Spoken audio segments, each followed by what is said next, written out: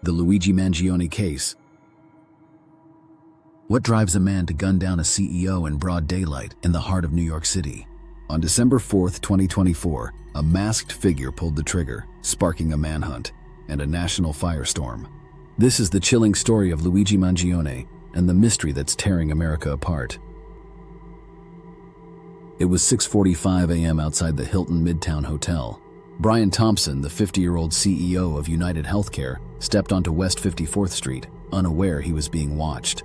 A lone gunman, hidden between parked cars, fired multiple shots from a silenced 9mm pistol. Thompson collapsed, struck in the leg and back. The shooter fled on a bicycle, vanishing into Central Park's shadows.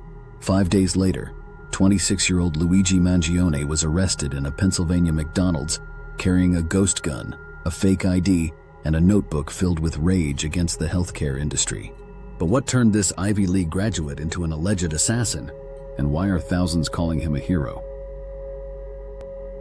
Luigi Mangione wasn't your typical suspect. Born into a prominent Baltimore family, he was a high school valedictorian and University of Pennsylvania alum. By 2023, he was a data engineer at TrueCar, earning a 6 audio cue. Tense background music builds, but Mangione was restless. He quit his job, calling it mind-numbingly boring, and embarked on a solo backpacking trip across Asia. When he returned in 2024, something had changed. A handwritten note found on him later revealed his fury. He called health insurance companies parasitic and blamed them for America's broken system. Investigators uncovered a meticulous plan. Mangione arrived in New York on November 24th, checking into a hostel with a fake ID. For days, he stalked Thompson, scouting the hotel and the nearby investor conference. On the morning of the murder, he cycled to West 54th Street, waited, and struck.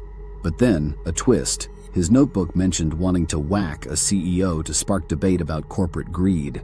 Was this a calculated act of terror or a desperate cry for reform? The manhunt gripped the nation. Wanted posters with Thompson's face appeared on New York walls, and social media erupted with praise for Mangione. Some called him a vigilante fighting a system that bankrupts millions. Others saw a cold-blooded killer.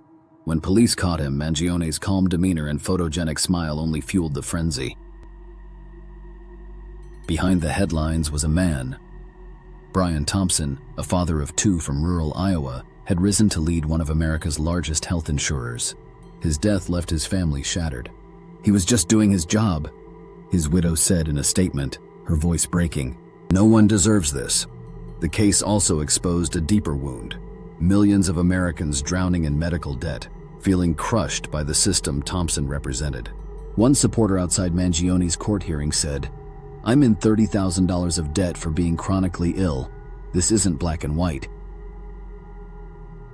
Mangione faces 11 state charges, including first-degree murder, and 4 federal charges, with prosecutors seeking the death penalty. He's pleaded not guilty, held in a Brooklyn detention center as his trial looms. Public opinion is split. A December 2024 poll found most Americans blame health insurers for Thompson's death, yet many condemn Mangione's actions. Was Mangione a lone wolf driven by personal grievances, or did he tap into a broader rage against corporate greed? Some theorize he acted to martyr himself for healthcare reform. Others believe his privileged background points to a more personal motive, still hidden.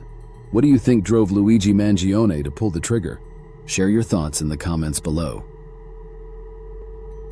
Luigi Mangione's story isn't just a crime, it's a mirror to a nation divided. As the trial approaches, one truth remains elusive. Can justice heal a system so many feel is broken? Some answers may never come, but the questions linger.